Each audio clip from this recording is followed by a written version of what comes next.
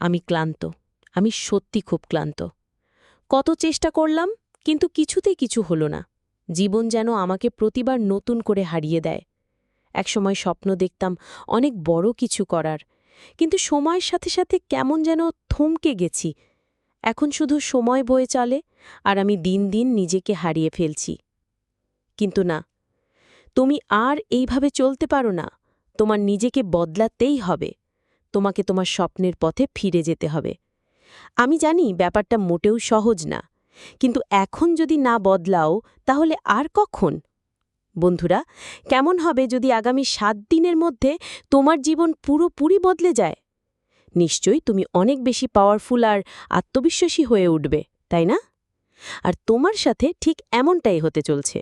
কারণ আজকের ভিডিওতে আমি তোমাকে মাত্র 4টে স্টেপ শিখিয়ে দেব, যেগুলো ফলো করার মাধ্যমে মাত্র 7 দিনের মধ্যে তুমি নিজেকে পরিবর্তন করতে পারবে।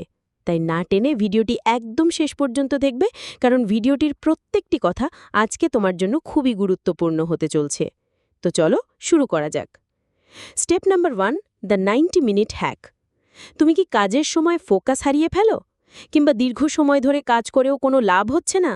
তাহলে দ্য 90 মিনিট হ্যাক টেকনিকটি তোমার জন্য হতে পারে গেম চেঞ্জার। সফল ব্যক্তিরা জানে কাজের পরিমাণ নয়, বরং সঠিক পদ্ধতিতে কাজ করাই সাফল্যের চাবিকাঠি। এই টেকনিকের মাধ্যমে তুমি অনেক কম সময়ে নিজের কাজ শেষ করতে পারবে। দ্য 90 মিনিট হ্যাক হলো একটি সাইকোলজিক্যাল টেকনিক, যেখানে তুমি প্রতিবার 90 মিনিট গভীর মনোযোগ সহকারে কাজ করবে, তারপর একটি ছোট্ট ব্রেক নেবে। এটি আমাদের মস্তিষ্কের আল্ট্রাডিন রিদম নামক স্বাভাবিক চক্রকে কার্যকর করে। এটি গবেষণায় দেখা গিয়েছে আমাদের মস্তিষ্ক গড়ে 90 মিনিট পর্যন্ত গভীর মনোযোগ ধরে রাখতে পারে। এরপর ধীরে ধীরে মনোযোগ কমতে থাকে। আর এই সময়টায় কোনো বাধা বা ডিস্ট্র্যাকশন থাকবে না। ফোন, সোশ্যাল মিডিয়া বা ইমেল চেক বন্ধ রাখতে হবে। 90 মিনিট পর 15 থেকে 20 মিনিট ব্রেক নাও। এই সময় রিল্যাক্স করো, হাঁটাহাঁটি করো বা পানি পান করো, কিংবা গুরুত্বপূর্ণ কোনো কাজ থাকলে সেগুলো কমপ্লিট করো। দিনে 3 থেকে 4 বার 90 মিনিটের এই টেকনিকটি ফলো করো। তবে সাবধান, এর বেশি করলে তুমি আবার মানসিক ক্লান্তিতে ভুগতে পারো। একটানা দীর্ঘক্ষণ কাজ করলে মানসিক চাপ তৈরি হয়, কিন্তু 90 মিনিটের পরে ব্রেক নেওয়ার মাধ্যমে স্ট্রেস কমে এবং মানসিক সতেজতা বজায় থাকে। যখন তুমি নির্দিষ্ট সময় ধরে মনোযোগ সহকারে কাজ করবে এবং এরপর ব্রেক নেবে, তখন তোমার মস্তিষ্ক নতুন নতুন আইডিয়া প্রসেস করার সুযোগ পায়, ফলে তোমার ক্রিয়েটিভিটিও বৃদ্ধি পায়। স্টেপ নাম্বার 2, দ্য ম্যাজিক পিল। যদি আমি তোমাকে বলি যে এমন একটি ওষুধ রয়েছে যেটি খাওয়ার ফলে তোমার মানসিক শক্তি বৃদ্ধি পাবে, তুমি দিনভর অনেক বেশি ফিট এবং অ্যাক্টিভ থাকতে পারবে, তোমার মাইন্ড রিফ্রেশমেন্টে ভরপুর থাকবে, জীবনকে তুমি নতুনভাবে উপভোগ করা শিখতে পারবে, তাহলে কি তুমি সেই ওষুধটি খেতে চাইবে? যদি উত্তর হ্যাঁ হয়, তাহলে আমি তোমাকে বলবো ওয়ার্কআউট করার কথা। অর্থাৎ প্রত্যেক দিন তোমাকে এক্সারসাইজ করতে হবে, হার্ডওয়ার্ক করতে হবে। জানলে অবাক হবে, স্পেসএক্স ও টেসলার মতো কোম্পানি চালানোর মতো ব্যস্ততার মধ্যেও ইলন মাস্ক শরীরচর্চা করতে ভোলে না। সপ্তাহে 2 থেকে 3 দিন ওয়েট লিফটিং করে। বিল গেটস তার ব্যস্ত জীবনের মধ্যেও ফিটনেস বজায় রাখার চেষ্টা করেন। তিনি প্রতিদিন সকালে ট্রেডমিলে দৌড়ান। দ্য রক হলিউডের অন্যতম ফিট ব্যক্তি, যার শরীরচর্চা ও ডিসিপ্লিন সবার নজর কাড়ে।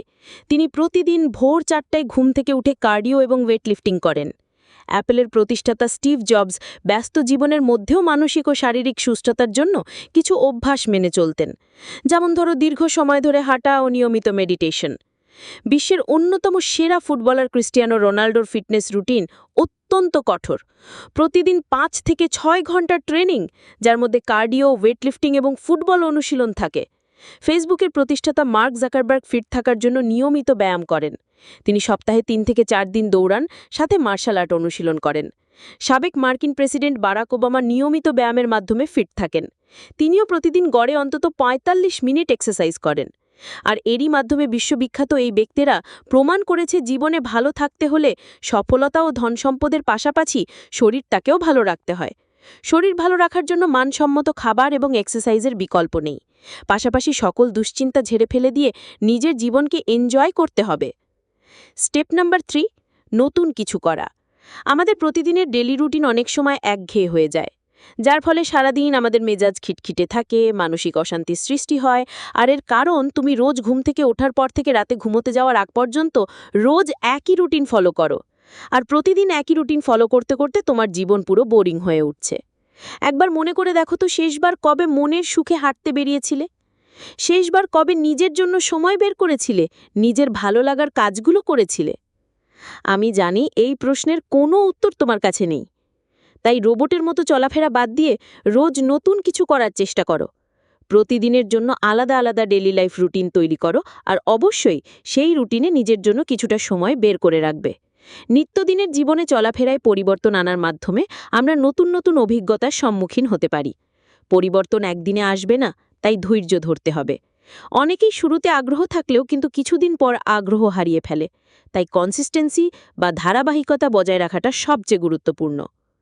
স্টেপ নাম্বার 4, তোমার সবচেয়ে বড় শত্রুকে দমন। না, আমি কোনো মানুষের কথা বলছি না, বলছি তোমার হাতে থাকা ওই মোবাইল ফোনটির কথা। হ্যাঁ, মানছি মোবাইল ফোন হলো আধুনিক বিজ্ঞানের অন্যতম এক চমৎকার আবিষ্কার, কিন্তু তোমাকে এটাও মানতে হবে যে এই মোবাইল ফোনই তোমার লাইফের সমস্ত সমস্যার মূল কারণ। কারণ এই মোবাইল ফোনের কারণেই তুমি নিত্যদিনের সমস্ত গুরুত্বপূর্ণ কাজগুলোতে আলসেমি দেখাচ্ছ। পড়ায় মন নেই, পরিবারের কারোর সাথে কথা নেই, বিকেলে খেলতেই কিংবা বন্ধুদের সাথে আড্ডা দিতে যাও না, আবার আড্ডা দিতে গেলেও সেখানে বসে তোমার মোবাইল ফোন ঘাটাঘাটি। এমনকি খাবার খেতে গেলেও সেখানেও মোবাইল ফোনের নেশায় মগ্ন থাকো। আর তোমার এমন আচরণের কারণেই ধীরে ধীরে তুমি তোমার পরিবার, বন্ধু, বান্ধব ও আত্মীয়স্বজন থেকে আলাদা হয়ে পড়ছো। ফেসবুক, ইনস্টাগ্রাম, টিকটক ও ইউটিউবের মতো প্ল্যাটফর্মগুলো মানুষকে মোবাইলের প্রতি আসক্ত করে তোলে। নতুন নতুন আপডেট, নোটিফিকেশন ও লাইক ও কমেন্টের প্রতি আকৃষ্ট হয়ে মানুষ সময় নষ্ট করে। অনেক মানুষ একাকিত্ব কাটাতে মোবাইলে ডুবে থাকে, যা ধীরে ধীরে আসক্তিতে রূপ নেয়। মানসিক চাপ কমানোর জন্য অনেকেই মোবাইলের উপর নির্ভরশীল হয়ে পড়ে। অতিরিক্ত সোশ্যাল মিডিয়া ব্যবহারের ফলে মানসিক চাপে ভুগতে হয়। ফলে চোখের সমস্যা, ঘাড় ব্যথা, মাথা ব্যথা ও ঘুম না হওয়ার মতো সমস্যা দেখা দেয়। তাই দিনরাত মোবাইল ফোনের নেশায় মগ্ন না থেকে প্রতিদিন নির্দিষ্ট সময় মোবাইল ব্যবহারের নিয়ম তৈরি করো এবং অপ্রয়োজনীয় ব্যবহার কমিয়ে দাও। প্রতিদিন কিছুক্ষণ মোবাইল ফ্রি টাইম রাখো, যেখানে তুমি কোনো ধরনের মোবাইল ফোন ব্যবহার করবে না। পাশাপাশি রাতে ঘুমানোর অন্তত 1 ঘন্টা আগে থেকে তোমার কাছ থেকে মোবাইল ফোনটি দূরে সরিয়ে নাও। আর আগামী 7 দিনে নিজেকে পরিবর্তন করতে গেলে তোমার প্রথম কাজটাই হবে মোবাইল ফোনের সীমিত ব্যবহার এবং সম্ভব হলে এটির কাছ থেকে একদমই দূরে থাকা। তো বন্ধুরা, আশা করি ভিডিওতে বলা 4টি স্টেপস ফলো করার মাধ্যমে তুমি নিজেকে পরিবর্তন করতে পারবে। তাই দেরি না করে আজ থেকেই শুরু করে দাও। তো দেখা হচ্ছে পরবর্তী ভিডিওতে, ততক্ষণ পর্যন্ত সাবস্ক্রাইব করে নগর বায়োস্কোপের সাথেই থাকো। Thanks for watching.